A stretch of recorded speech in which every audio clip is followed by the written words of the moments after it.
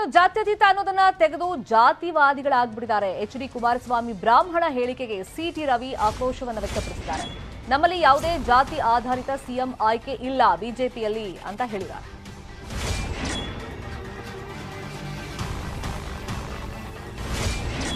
ನಮ್ಮ ಪಕ್ಷದ ಮೇಲೆ ಅಂದ್ರೆ ಬಿಜೆಪಿ ಮೇಲೆ ಅಪಪ್ರಚಾರ ಇದೆ ಮೊದಲೇನಲ್ಲ. ಸೋಕಾಲ್ಡ್ ನಾಯಕರಿಗೆ ಯಾಕೆ ಜಾತಿ ನೆನಪಾಗಬೇಕು ಅಂತ ಹೇಳಿ ಎಚ್.ಡಿ. ಕುಮಾರಸ್ವಾಮಿ ಬ್ರಾಹ್ಮಣ ಹೇಳಿಕೆಗೆ ಸಿ.ಟಿ. ರವಿ ಕಿಡಿಕಾರಿದ್ದಾರೆ.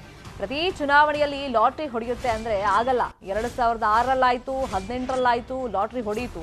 ಆದ್ರೆ ಈಗ ಅದು ಆಗಲ್ಲ. ಈ ಬಾರಿ ಬಿಜೆಪಿಗೆ ಬಹುಮತ ಬರುತ್ತೆ ಅಂತ ಹೇಳಿ ಸಿ.ಟಿ. ರವಿ ಹೇಳಿದ್ದಾರೆ. ಜಾತ್ಯತೀತ ಅನ್ನುವುದನ್ನು ತೆಗೆದು ಜಾತೀಯವಾದಿ ಜನತಾದಳ ಅಂತ ಕಟ್ಕೊಳ್ಳೋದು ಒಳ್ಳೆಯದು. ಅವರು ಜಾತೀಯ ದ್ವೇಷ ಮತ್ತು ಜಾತ್ಯತೀತತೆ ಒಟ್ಟಿಗೆ ಹೋಗೋಕ್ಕೆ ಸಾಧ್ಯ ಇಲ್ಲ.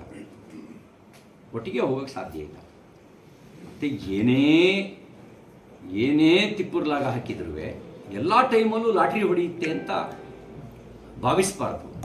ಒಂದೊಂದು ಸರಿ ಹೊಡೆದಿದೆಯಪ್ಪ ಲಾಟ್ರಿ. 2006ರಲ್ಲಿ ಒಂದು ಲಾಟ್ರಿ ಹೊಡೀತು, ಮುಖ್ಯಮಂತ್ರಿ ಆದರು. 2018ರಲ್ಲಿ ಒಂದು ಲಾಟ್ರಿ ಹೊಡೀತು, ಒಂದು 13 ತಿಂಗಳು ಮುಖ್ಯಮಂತ್ರಿ ಆದರು. ಪ್ರತಿ ಚುನಾವಣೆಯಲ್ಲೂ ಲಾಟ್ರಿನೇ ಹೊಡೀಲಿ ಅಂದರೆ ಅದು ಪ್ರಜಾಪ್ರಭುತ್ವ ದುರ್ಬಲ ಆಗುತ್ತೆ. ಎಲ್ಲ ಟೈಮಲ್ಲೂ ಲಾಟ್ರಿ ಹೊಡಿಬಾರ್ದು. ಒಂದು ಪಕ್ಷಕ್ಕೆ ಕ್ಲಿಯರ್ ಮೆಜಾರಿಟಿ ಸಿಗಬೇಕು. ಮತ್ತು ಈ ಸರಿ ಭಾಳ ಸ್ಪಷ್ಟವಾಗಿ ಬೇರೆ ಚುನಾವಣಾ ಪೂರ್ವದ ಸಮೀಕ್ಷೆಯಿಂದ ಮೊದಲುಗೊಂಡು ಕೋಡಿಮಠದ ಸ್ವಾಮೀಜಿಗಳ ಭವಿಷ್ಯದವರೆಗೂ ಅವ್ರು ಹೇಳ್ತಾ ಇರೋದೇನು ಅಂತ ಹೇಳಿದ್ರೆ ಕ್ಲಿಯರ್ ಮೆಜಾರಿಟಿ ಬರುತ್ತೆ ಅಂತ. ಲಾಟ್ರಿ ಹೊಡೆಯುತ್ತೆ ಅಂತ ಅಂದ್ಕೊಳ್ಳೋಂಗಿಲ್ಲ. ಲಾಟ್ರಿ ಎಲ್ಲ ಕಾಲಕ್ಕೂ ಹೊಡೆಯುತ್ತೆ ಅಂತ ಕುಮಾರಸ್ವಾಮಿ ಅವರು ಭಾವಿಸಬಾರ್ದು.